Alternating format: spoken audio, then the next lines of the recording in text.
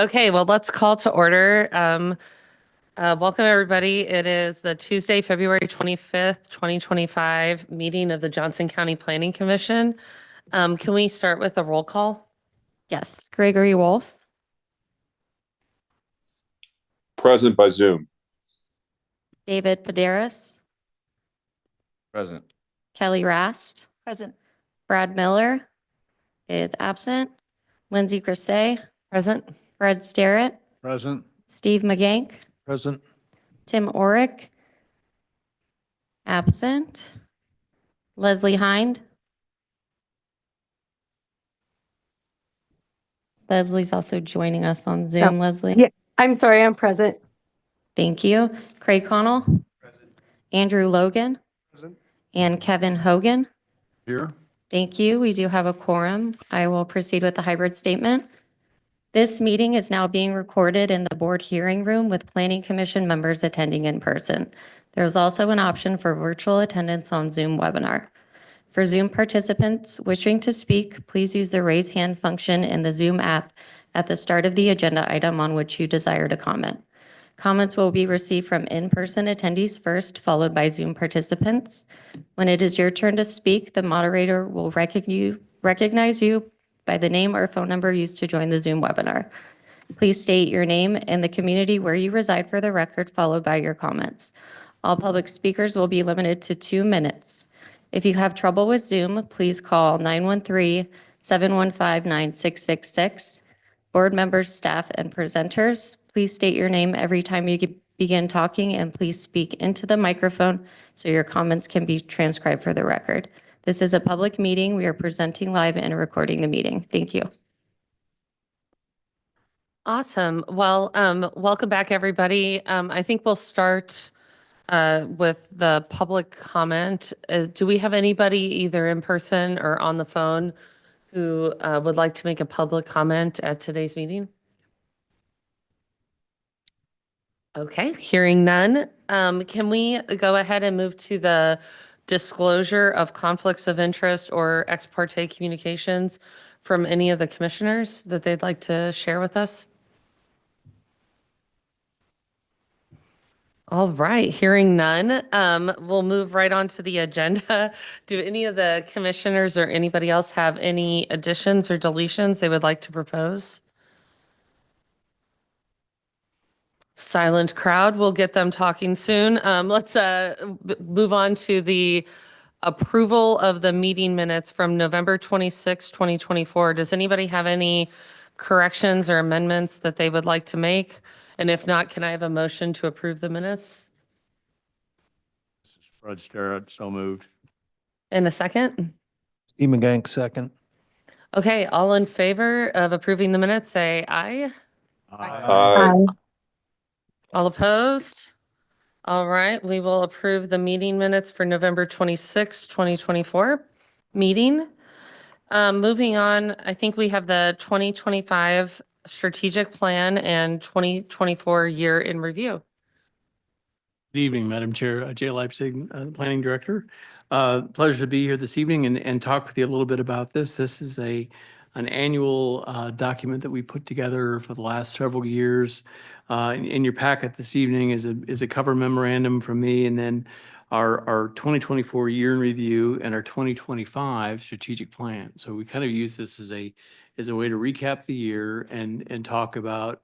You can kind of see in chronological order all of the cases that were discussed by the various zoning boards throughout the year, and then it gives a brief summary of the work that was accomplished. We had a very productive year in 2024, and I'm going to talk partly about the year in review and then kind of a recap, and then Karen Miller is going to talk about the strategic plan for 2025. But just some high-level statistics. The East Consolidated Zoning Board met 18 times, approved 18 cases in 2024. The West Consolidated Zoning Board had 14 cases brought before them in 2024, and then we had 17 cases brought before the Airport Commission.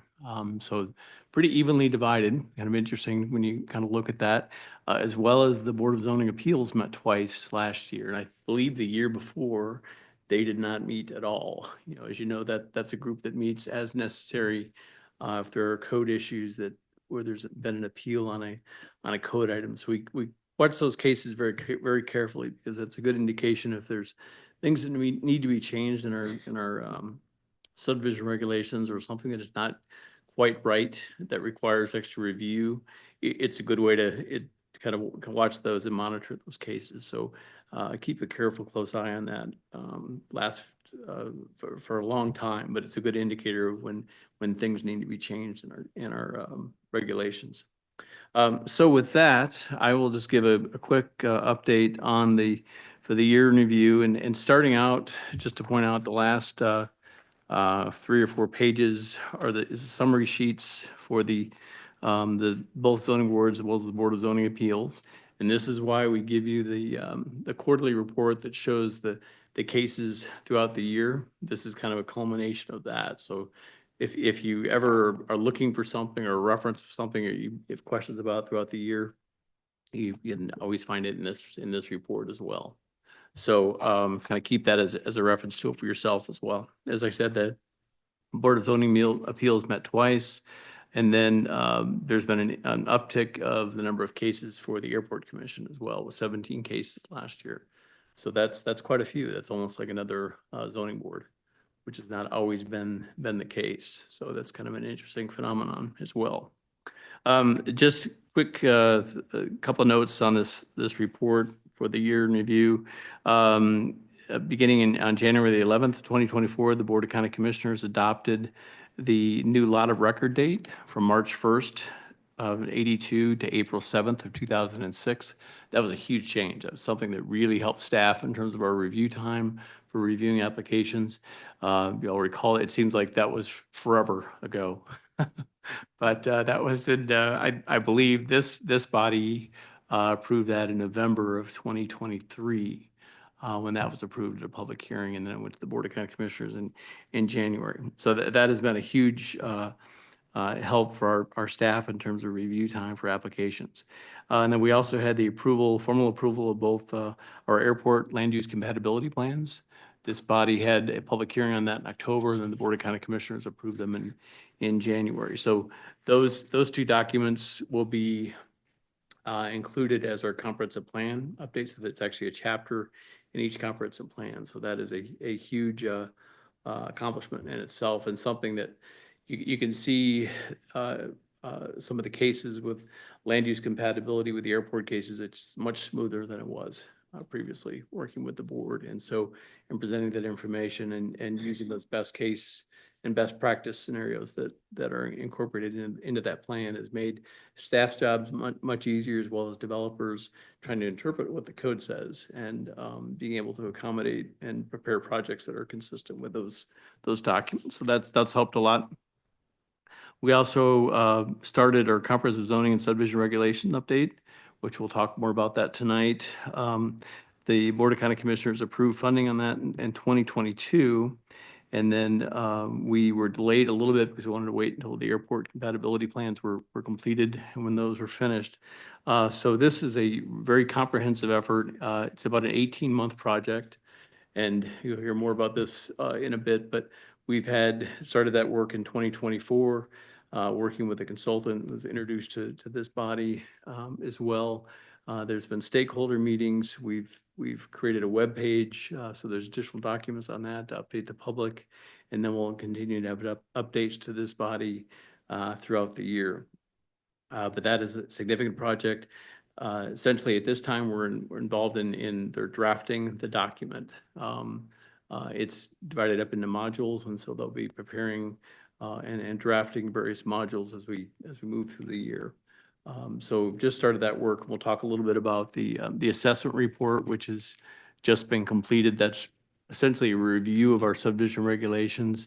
There's a copy of that document on your dais this evening. That's also on the website as well. So I won't spend a lot of time going over that tonight because we'll be talking more about that, but that's a good reference guide to look at. You can see some of the work that they have started and some of that initial review that they have started to work on. As I said, though, that is an 18-month project, so it's fairly significant. Take quite a bit of time as we move forward. So we started this process with our project orientation, as well as our audit and the assessment report that's before you. We also had a planning commission training in June 25th of 2024. And that was fairly significant. We talked about a survey that was sent out, and then we had a series of training sessions for the variety of topics that were concerning that you all decided were the topics of most interest to you. We actually have a training session this evening as well on rural planning. I think we had one previously on county collaboration between departments as well. So in the past, I mentioned we used to have a formal training session where we'd have the legal staff here, and then we'd have a variety of topics presented formally to you by planning staff as well as our legal team. You all, and when you sent out the survey, I thought it would be more effective if we would have a series of smaller trainings before you. So that's what we've done. I think that seems to be working pretty well. We've had a good response for that. Just watching kind of the body language of some of the commissioners, it seems like that's been a positive thing. So we'll talk more about that here in just a bit. And then Zoe, as I said, has a topic this evening that she'll be presenting to you. The other major accomplishment in 2024 is the reorganization of the bylaws for the Planning Commission in both zoning boards and the Board of Zoning Appeals. I think we started the Planning Commission bylaws were restructured in 2023, and then we did both zoning boards in 2024. So that in itself is a significant amount of work. We've never had bylaws formally approved. We've used the state enabling legislation, the statutes for those to for the conducting meetings and the purpose of the zoning boards and planning commission, but to have those bylaws is a huge step forward. And so we're continuing to work on that. We have we've approved bylaws for the Board of Code Review. They're awaiting their appointments for the Board of County Commissioners and also our Contractor Licensing Review Board. But when those two are finished and finalized, that work will be finished in the planning department. Planning as a whole, planning and housing has, I believe, 8 boards that we are administering or working with. So I think we have more than any other department in the county, I believe. So just getting to that point is a huge accomplishment. Also, our annual election occurs in January, or excuse me, June of every year. Lindsay Grisey was elected the chair and Fred Sterrett our vice chair. We will have an annual meeting again in June in accordance with their bylaws. And so we'll go through an election process that time too. As a reminder, each chair's or the term of office for that is 1 year. And so we'll take nominations from the floor, and then we'll do that in our annual meeting in June. Several other updates and studies were presented to you last year. We had the solid waste management plan, as well as the Johnson County broadband access plan. Johnson County Parks and Recreation projects were presented to you as an overview. We also did had the City of Overland Park over for a comprehensive plan update. They just recently finished that the past year. And then also the Johnson County Transportation Connection Plan, which is something we'll talk more about this evening, but we're looking forward to getting those results and starting that process as we start to evaluate CARNAP, our arterial access plan. So that's kind of the next steps. But that's really kind of a high level overview of the kind of the lay of the land and some of the things that we have accomplished this year. And then with that, I'm going to turn over to Karen Miller, and she's going to talk about the strategic plan for 2025. And it's centered around the zoning and subdivision regulations.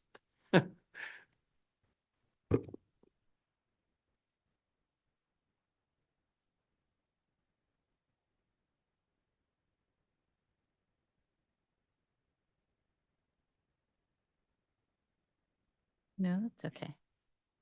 I just need to.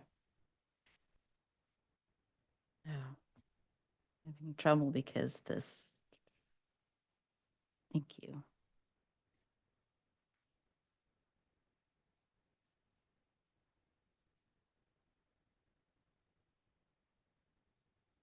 Perfect.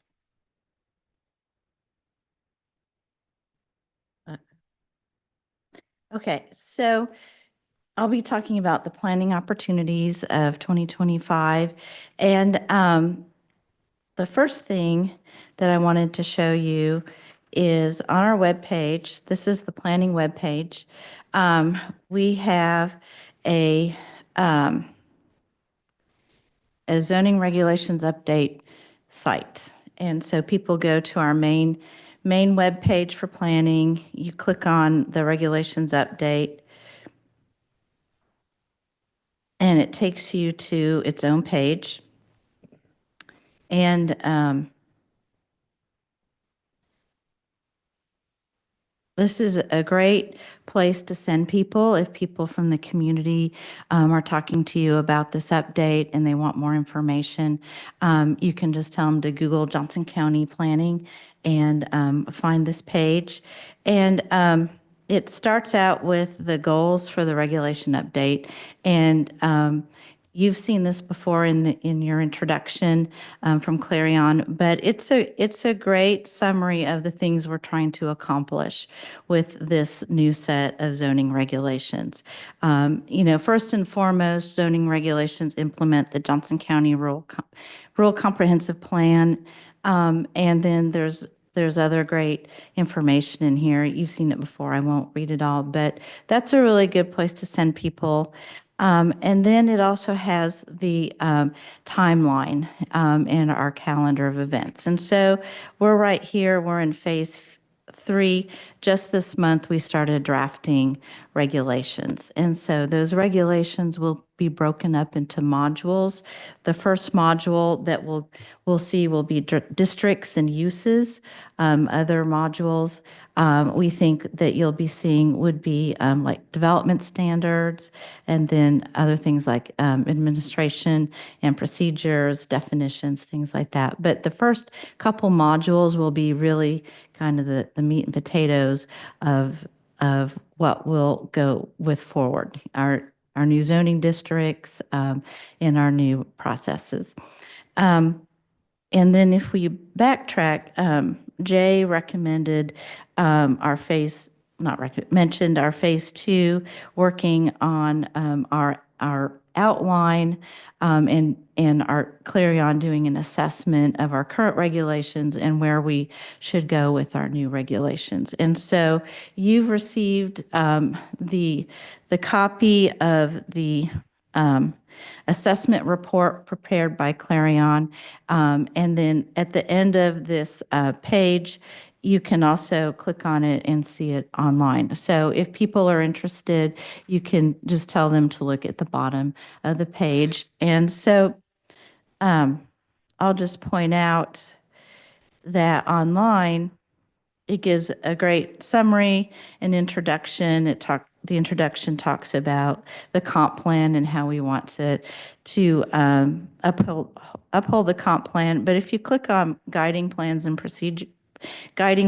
policies, that gives that summary. But then the next section is current land development analysis. And this section is where the Clarion, the consultant, looks at what the zoning regulations are now and then gives their recommendation for moving into the future. So for those of you who like to analyze and look at how things are produced, see how the sausage is made, this would be the section to look at. And then also at the end of the report is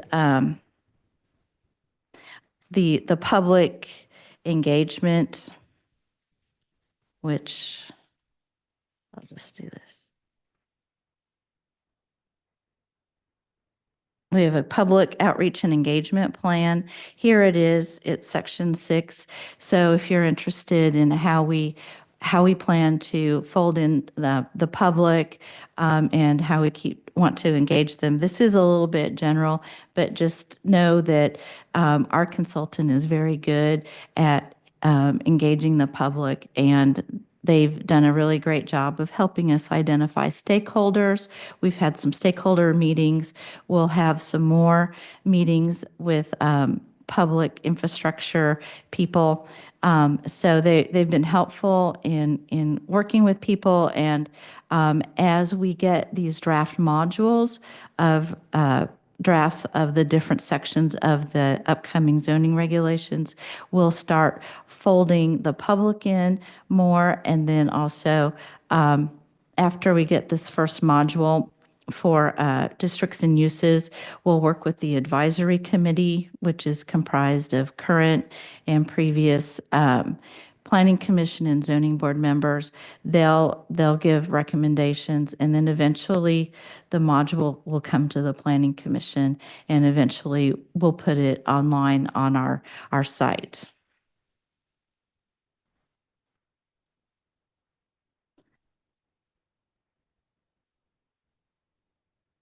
So that assessment report, it's at the bottom of the page. And then the other thing that I wanted to point out, phase 3, starting this month and then going to March 2026. So this will be the majority of the work for planning staff for long-range planning for the year. So this is our big work that we'll be doing for long-range planning. Also, Clarion has developed a survey that you can take online, and their intention with this survey is to reach out to people, get them interested in the project, ask their opinions about things. It's not really in depth, but it gets people involved, and then it asks some questions about themselves, and then it starts asking their opinions. And at the very end, they can sign up, they can submit their email address and receive updates as they appear. So I think we've really have a good plan for getting people involved, getting good feedback from the advisory committee and the planning commission.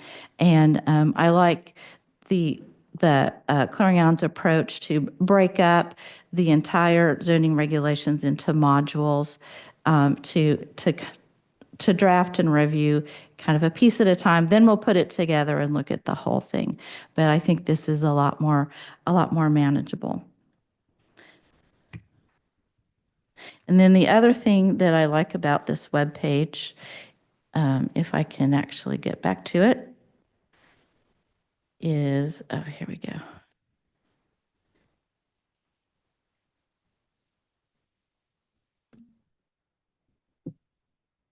It does give contact information. So if people have questions, they can always call a planner. So we have a planner on call, all the time. So I think that it does a good job kind of quickly summarizing what we're doing and giving people a chance to get more involved. Karen, I have a question. Sure. This is Kelly Rast. Would you say that the information that's on that bottom report kind of takes us up to the advisory committee meeting from November? Yeah, that'd be my opinion. I did have to leave the last part of the meeting, but yeah, it was talking about that assessment report, getting the advisory committee's opinion about the topics in there. Great, thanks. Mhm. And so this assessment report that you have on your desk, that reflects the discussion with planning staff and the advisory committee. Thank you. And it's just come out very recently, so I haven't really put the whole thing to, in my mind yet, but it's there for everybody to start looking at. And then, so now Clarion has moved from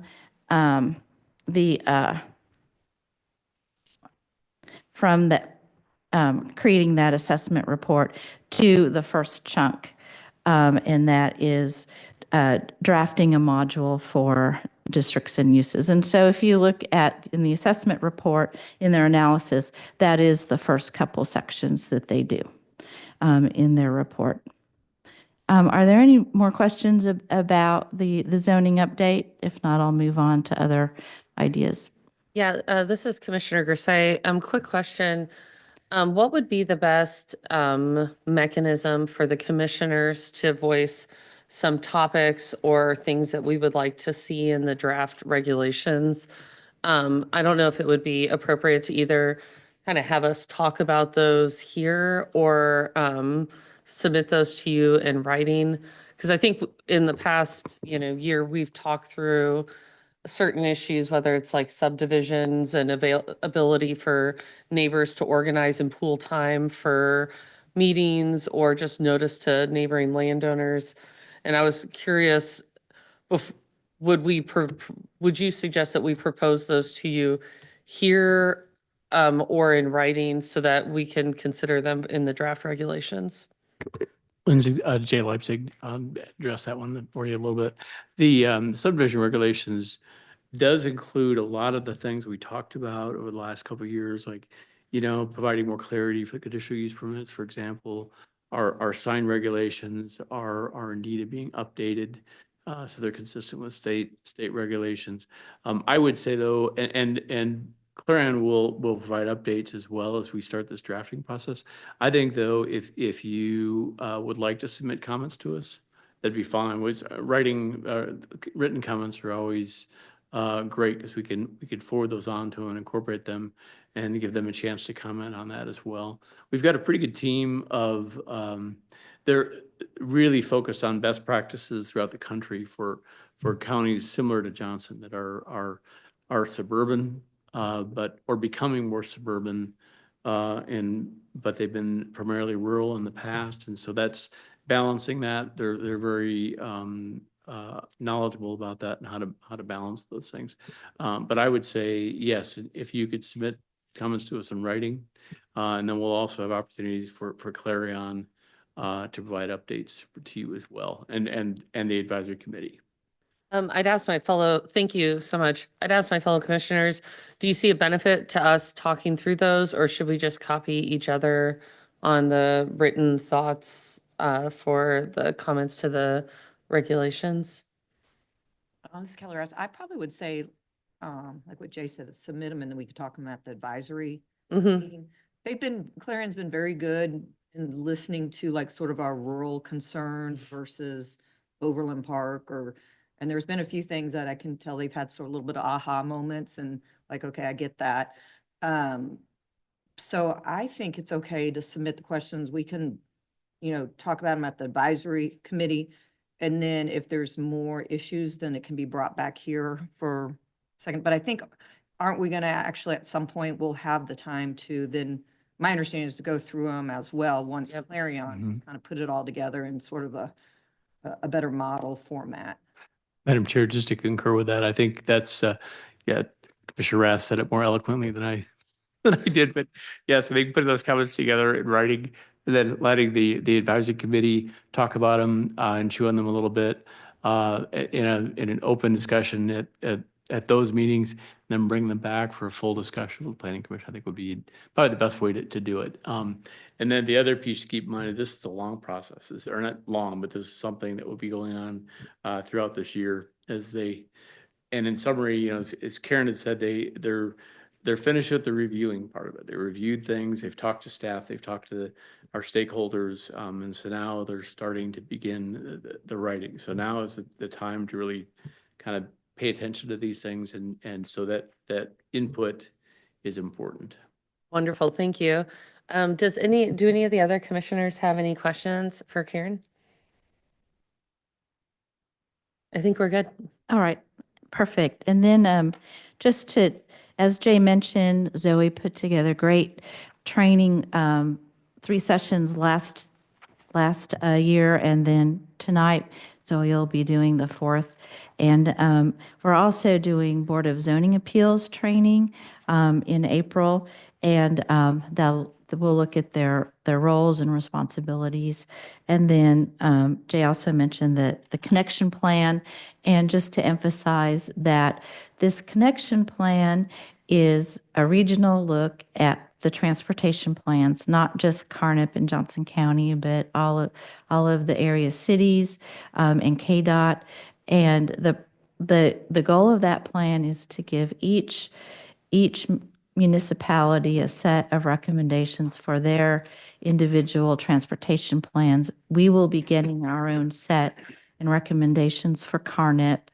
And the intent, we anticipate, once we get that final set of recommendations, which is, I think sometime in spring, then we'll move on with some kind of public participation process to change CARNIP. That will have to be something done by the Board of County Commissioners, and Planning Commission will be a part of that process. And with that, that concludes our year in review. All right. I think that. Madam Chair, Oh, go ahead. I had one more item, something Karen had mentioned, the BZA training, something that we are working on, and I don't have a date established yet. But in talking with the county manager's office and thinking about this next year, we are looking for a date to have an annual meeting in the Planning Commission and the Board of County Commissioners. And that will be, I assume one of the main topics will be updates on the zoning and subdivision regulations and getting their input, getting your input at the same time, and talking about that. I don't have a date yet, but we're looking at probably sometime in the fall, probably early to mid-fall for that meeting. So more to come on that, but I think it'd be a good opportunity for the Planning Commission to talk through the draft and some of the components of the draft with the Board of County Commissioners as well. Perfect. I think now we are ready for the training session of our agenda.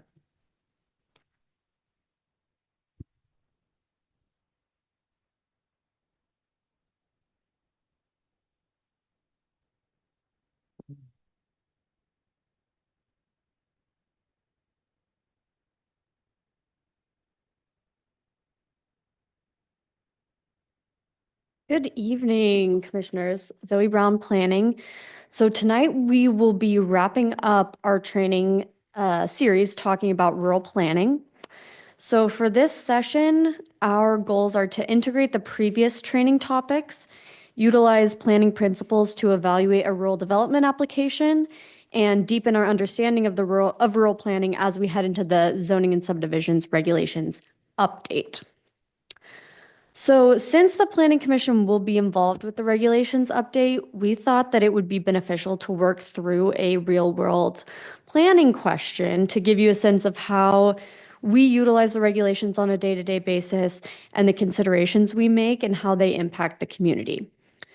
So to recap our previous sessions before we get into our exercise, we started our series by discussing city and county collaboration, focusing on the rural policy area and the urban fringe policy areas and the annexation process. We also discussed CARNIP and various road classification types of public works. And then most recently, we went through the pre-application process and the involvement between all the different county departments. So you'll want to keep some of this in mind as we do our activity. So right now, we will be putting all this together into action by going through two hypothetical planning scenarios together. So what we're going to do is I will give you an overview of the question and the scenario and highlight some of the facts, and then I'll have you discuss with your neighbor and write down your answers. So you've got a packet in front of you. It's got room to make notes. Feel free to mark it up, and then we'll go over it together. So we'll take about 5 minutes for each scenario before going over it together. So as part of the packet, I pulled together some information about the policy areas, the zoning requirements, and arterial road types for you to reference throughout. Do you guys have any questions before we start? Okay. So scenario 1 is a question. Someone calls us and asks, can I build 24 homes on 77 acres? So this is on a corner lot One road is a Carnup Type 1, the other is a Carnup Type 2. However, a new street is proposed for the subdivision. So with this information and the information in your packet, please answer the questions with your neighbor for the next 5 or so minutes. And you can feel free to raise a hand once you're done or if you have any questions.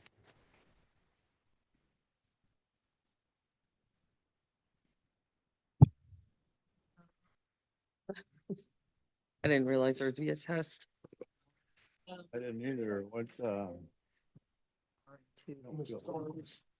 Star is where it's located. Is that right? yeah, The road. Oh, yeah. okay, I feel qualified to do this. So it's Yeah, looks like it's, good size. They match the, They are in one. Right. Policy area is rural. Where you are? Policy area.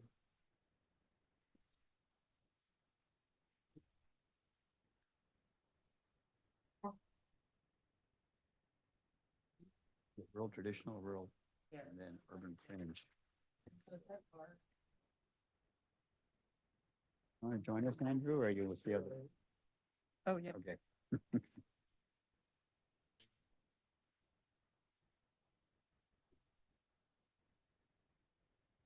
Some of RN1, RN2. Yeah, half was on. Zoe, could you give us just like some general hints of what what like, maybe coach us through scenario 1 and then we'll do the other ones? Sure. So we've got the policy area map here, and the location is marked with the little red star. So that'll be our first question. What is the policy area? So if someone wants to shout it out, feel free. Rural? Yes. Okay. So, and then we've got the zoning map here. And I didn't specify a location, but somewhere in this red box, all of this is rural zoning. Mhm. So that's what we'll be going forward with. So the minimum lot size for the rural zoning is 10 acres. And so you'll also want to look at the size of the lots proposed. It's kind of hard to read, but a lot of them are 2-acre lots, 2 or 3 acre lots. Does that help? Yes. Okay.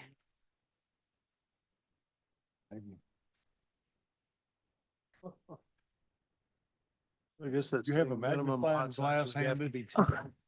RN. So I guess maybe, so there's the end of the story that because the proposed lot sizes are too small, this would likely be denied because it's not consistent with the regulations. So that's why. Yes. Yeah, so the key here is the zoning and the policy area. So because the policy area is rural and based on that, the zoning is rural and the minimum lot size is 10 acres, this has mostly 2 and 3 acre lots. It's just the density is not right and the policy area is not right, neither is the zoning. Can you Yes. tell me why you can't, I don't understand how you got to the policy area as being rural. What made Sure. you determine that? So That's right here.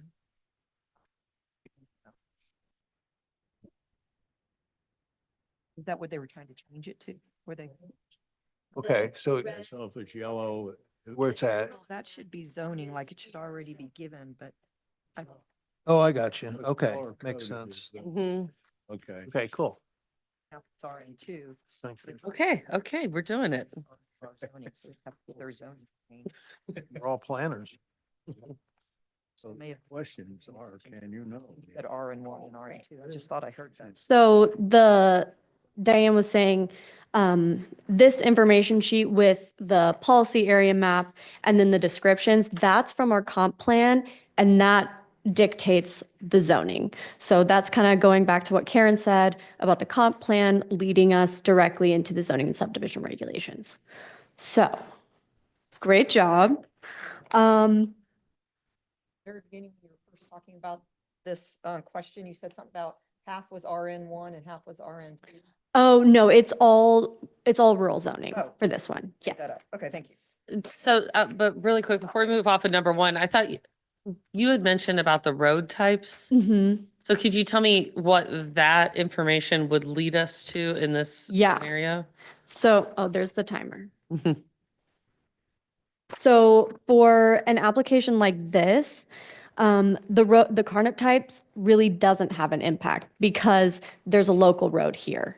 Okay. So we're not looking at the driveway access, but that is something that we would take a look at in any application.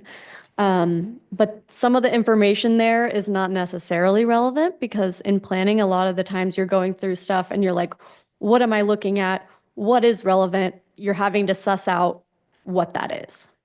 But to answer your question, if this lot layout had all of these lots fronting onto the arterials, not the local roads, so the arterials are here and here's the local road network. If these were all taking access, this would require residential zoning because of the lot size.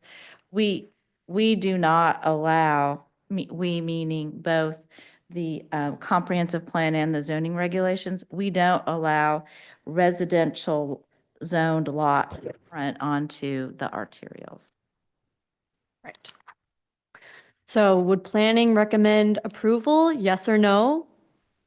No, No. probably not. Womp womp. Question, Zoe, on Yes. on this green requirements box, Mm-hmm. these are requirements from the developer or from, not from the county, because you need 10 acres for septic, right? 2 acres for septic. 2 acres. Yeah. Mm-hmm. Yes. Mr. Connolly, yeah, those are our requirements on the, Okay. Yes. it's included in that. It's Fred Starrett. In looking at this map and trying to understand the arterial road access, it looks to me like it's not a cul-de-sac, but they all have an internal, I assume the driveway would go to the internal road. Right. Okay. Yes. So that would be okay. I mean, you didn't want them coming out on the main road. Is that what you? Yeah, that part was okay. But basically their lot size was not okay. Right, yeah. I mean, you So- don't even get to that question, but just for future reference. Yeah, yeah. And so Craig was right in that we have a 10-acre requirement, but that's 10 acres for the rural zoning district. So most of the zoning we see in the county is zone RUR, rural district. That minimum lot size is 10 acres. But the environmental sanitary code, their minimum lot size for septic is 2 acres. Okay. So those are the two different Okay. regulations. Yes. So some of the alternative options would be maybe a different location in the urban fringe area where there are sewers and they could serve those smaller lots. They could go for a rezoning, but as we saw on the zoning map, it's pretty much all rural, and spot zoning is not something that we typically recommend approval for. They could also decrease the number of lots. They do have 77 acres, so they could get a couple lots feasibly.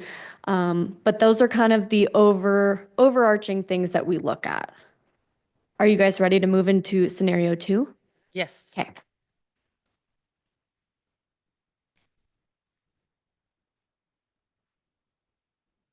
So for this one, the question is, can I build 10 homes on 90 acres? Actually, we'll go with 8. 8 homes on 90 acres. So 90-acre lot, it's not a corner lot, but it has 2 streets running parallel, 115th and 119th. And it has 2 Carnip Type 1 roads. Both of those are Carnip Type 1 roads. There's a little bit of floodplain on the east property line. Those are kind of high-level things, but take about 5 minutes to discuss and get into those questions about the policy area, the zoning, the lot size, that sort of thing.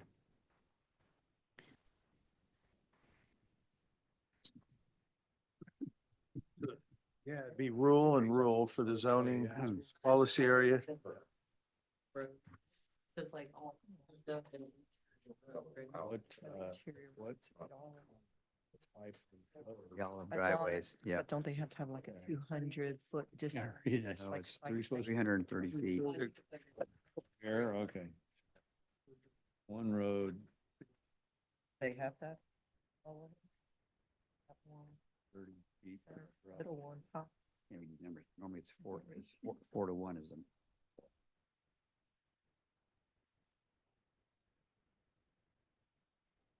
Meet those, yeah, assume they meet those, but I can't tell them. I can't read that.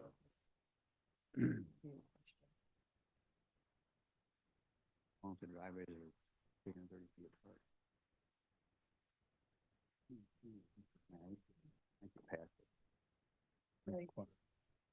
Here. This is the one I'm thinking of. I know how wide some of these lots are, especially the bottom ones. So those ones are a little bit less than 330. I don't see that. So I think they're 325, both of them. Road. No. And what's the depth of those lots? You know, They all meet the lot depth to width they ratio. do, 4 to 1, okay.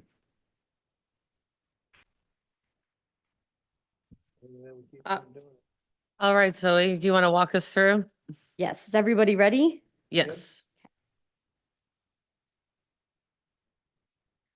Yes. So yes or no? I'm ready, yeah. Oh, thumbs down. Oh, no. Thumbs up. Thumbs up? You're not ready? No, I feel like there's That's a, not gonna Whether we pass. approve it or You not. can't Okay. Oh, it's not gonna, I said it is gonna improve. Who thinks yes? I'm the only one? there's Okay, it three. looks like there's three. Okay. So let's go through the question. So what's the policy area? Rural, Rural again, yes. And what's the zoning? rural. So the proposed density is, it meets the density. So Yep. it's 8 lots on 90 acres. So it's about 11.25 if we're going on the average for the subdivision. So it meets that. The Carnup roads are both type 1, so the driveways require 333 feet to have one. So with this, there might need to be some shared driveways. We don't know exactly from that, from the drawing, but that's something that would be considered. Now, Was that your concern, Craig? Well, yeah, I it would think meet the driveway. Okay, yes, this looks. yeah, yeah, It's real familiar to me. Like, yes, last yes, month's the West Zoning Board, I don't know. You didn't know there was caveats. exactly, exactly. I think it was a shared driveway, remember right? Yeah, Yeah, so it meets the minimum infrastructure, the septic is fine to go, the roads are built to the standards that can sustain it by public works standards.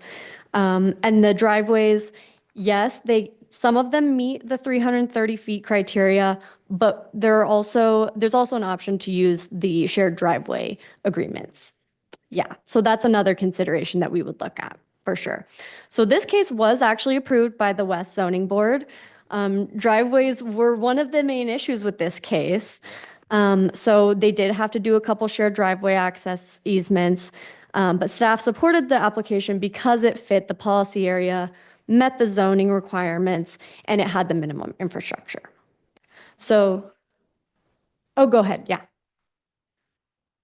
Our stipulations fit to the point of each neighbor has to be responsible for. Yes, so it says that the neighbor shall share. It kind of depends on if it's based on like a feature of the land or if it's a road frontage thing.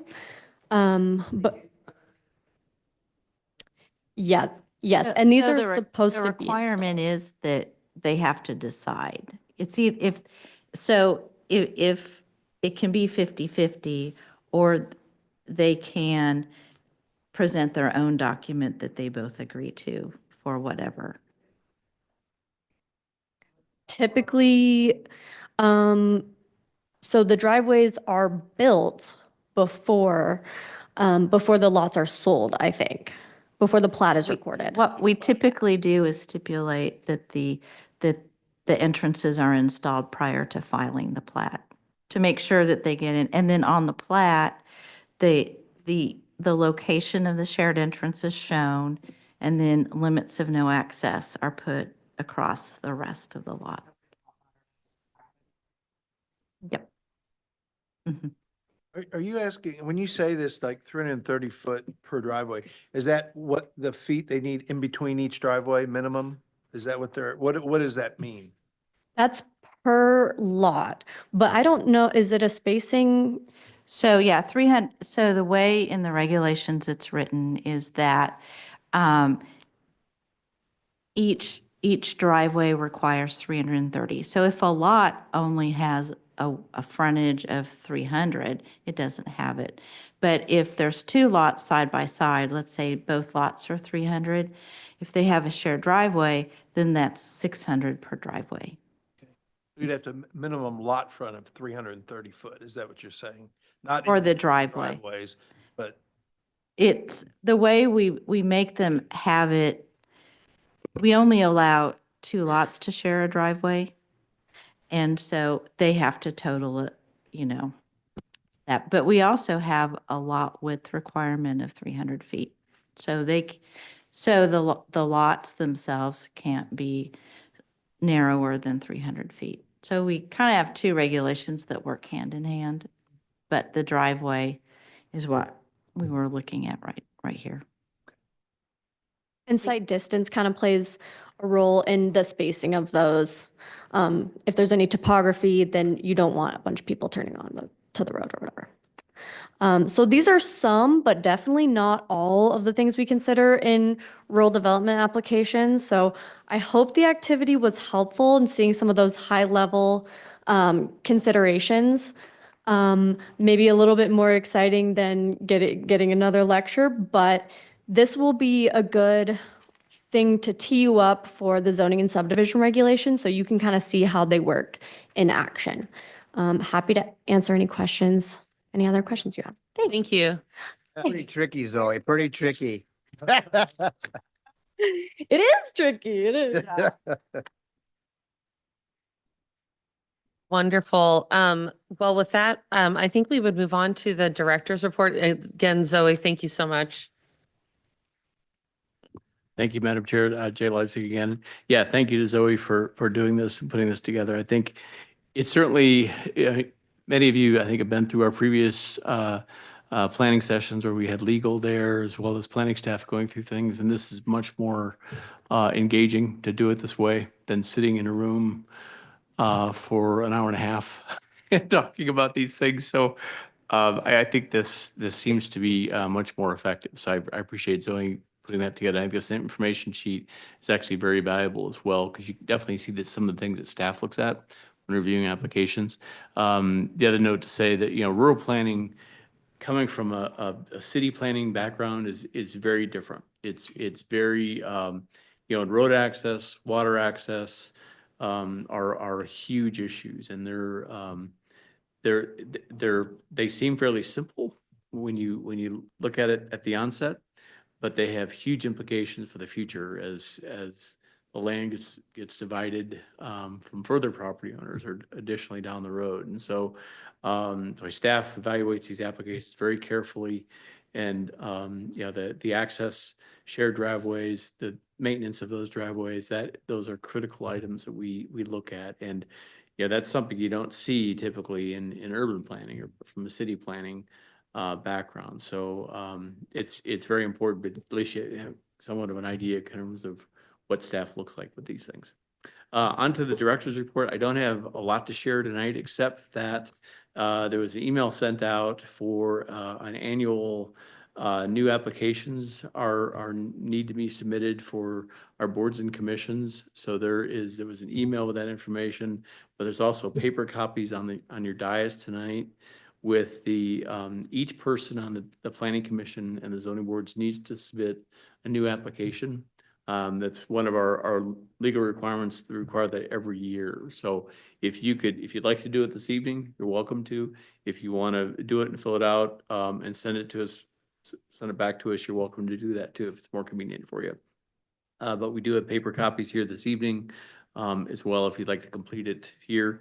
We also have there's an ethics, acknowledgement as well, that you're aware of the Johnson County ethics, provisions. And so those two things are on your dais this evening. And as I said, that was also part of the email as well. And I think Melissa's correcting me. They are not on the dais. I they're have not. them over here, so if you need one, I can give it to you before you leave. Thank you, Melissa. Kelly Rice, last year I did, if you're on more than one board, I just put both boards on one thing. Is that That's still- correct. I believe so. Yes, thanks. Bishop, good question. Madam Chair, that concludes my report. Awesome. Does anybody have any old business or new business that they would like to, bring up before the commissioner? Okay, hearing none, can I get a motion to adjourn? So moved. Fred Sterrett. Kelly Rice, second. All in favor, say aye. Aye. All opposed? Thank you, everybody. We'll see you next month. Thanks you all.